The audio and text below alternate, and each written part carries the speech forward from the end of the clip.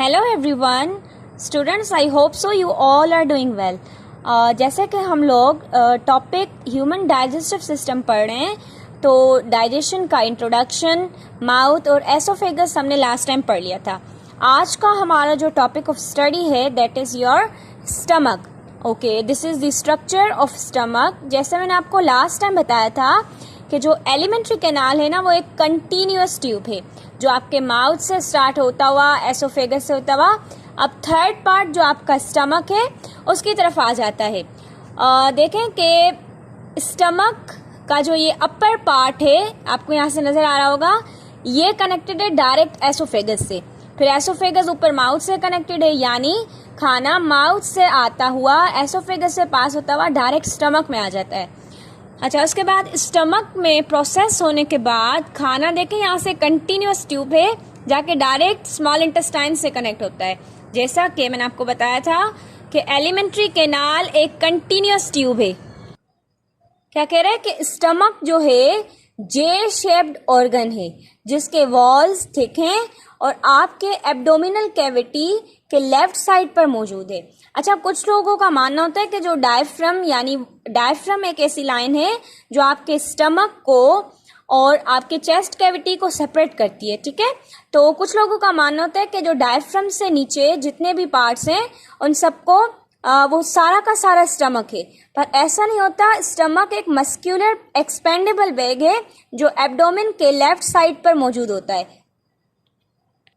जैसा कि आप इस डायग्राम में देख सकते हैं कि ये देखें, इस एरिया में आपका डायफ्राम मौजूद होता है।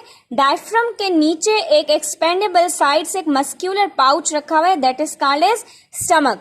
ये रहा आपका माउथ, माउथ के बाद oesophagus, then it is directly connected to your stomach. अच्छा, स्टमक की कौन सी प्रॉपर्टीज पढ़ी हमने कि स्टमक अपर साइड से डायरेक्टली एसोफेगस से कनेक्टेड है और नीचे से डायरेक्टली स्मॉल इंटेस्टाइन से कनेक्टेड है। एक जे शेप्ड ऑर्गन है जिसकी वॉल्स थिक हैं और एब्डोमेन के लेफ्ट साइड पे मौजूद है। अच्छा, एक और बात कि जो है, जब हम खाना खाते हैं तो खाना जब हम खाते हैं वो खाना मतलब एक पाउच या एक बैग जिसे हम स्टमक कह रहे हैं उसकी अप्रोच से उसकी कैपेसिटी से ज़्यादा होता है। तो फिर वो एक स्टमक के इतने मतलब छोटे से पाउच में कैसे स्टोर हो जाता है? तो इसका आंसर ये है कि जो स्टमक है वो एक्सपेंडेबल है, यानी जितना खाना होगा उसकी साइज के हिसाब से एक्सपेंड हो जाता है। उसके बाद आप लोगों से मेरा क्वेश्चन है कि स्टमक के अंदर खाना कितनी देर डाइजेस्ट होता है, ठीक है। अगर आपको उसका आंसर पता है तो प्लीज मुझे कमेंट्स में बता दीजिएगा कि स्टमक के अंदर खाना कितनी देर डाइजेस्ट होता है। क्या कह रहा है, स्टमक के 3 पार्ट्स हैं। सबसे बड़ा जो पार्ट है that is fundus. This region, the upper portion is called as funds.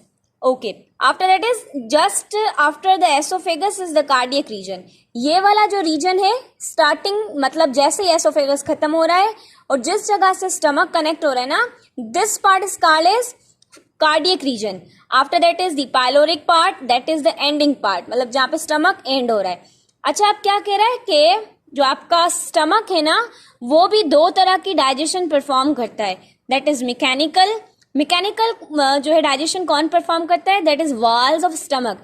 Stomach के जो ये वॉल्स हैं वो अपने अंदर से एक मतलब स्क्वीजिंग मूवमेंट क्रिएट करते हैं। खाने को क्या करते हैं, स्क्वीज करते हैं। इस टाइप से खाने को स्क्वीज करते हैं, स्क्वीजिंग मूवमेंट क्रिएट करते हैं, तो ऐसे खाना मैकेनिकली डाइजेस्ट हो जाता है। After that is chemical digestion. Chemical digestion is done by the hydrochloric acid. Chemical digestion is perform by the hydrochloric acid. आपका जो स्टमक के वॉल्स है ना, उनमें से continuously specially in the morning जो है हाइड्रोक्लोरिक एसिड रिलीज होता है। अच्छा, काफ़ी लोगों को ना एसिडिटी की प्रॉब्लम होती है या फिर स्टमक डाइजेशन के मसले होते हैं, तो वो इस वजह से होते हैं क्योंकि जो लोग सुबह को प्रॉपरली नाश्ता नहीं करते ना, तो सुबह के वक्त डायरेक्ट हाइड्रोक्लोरिक एसिड उनके खाली स्टमक पे गिरता है, क्योंकि खाना तो होता नहीं है स्टमक में जिसको डाइजेस्ट करे, फिर उससे वो अपनी ही लाइनिंग को खराब कर देता है। ओके, आफ्टर दैट इज एक और इम्पोर्टेंट बात मैं आपको बताती चलूं कि जो आपका स्टमक है वो प्रोटीन्स को डाइजेस्ट करवाता है। माउथ कार्बोहाइड्रेट्स को डाइजेस्ट करके ग्लूकोज सिंपल फॉर्म में लाता है और आपका जो स्टमक है वहां पर प्रोटीन्स की डाइजेशन होती है by mechanical and chemical process. Alright, proteins टूटते हैं अमाइनो एसिड्स में। Protein are the bigger molecules और जो स्मॉलर मॉलिक्यूल्स हैं वो कौन से हैं? Amino acids.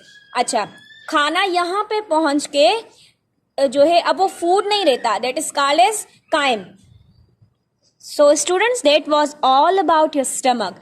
अगर आपको इस टॉपिक में कोई कंफ्यूजन है तो प्लीज़ कमेंट में मुझे बताइएगा, I will help you out. अगर मेरी वीडियो अच्छी लगी हो तो please like, share and subscribe to my channel. Thank you so much.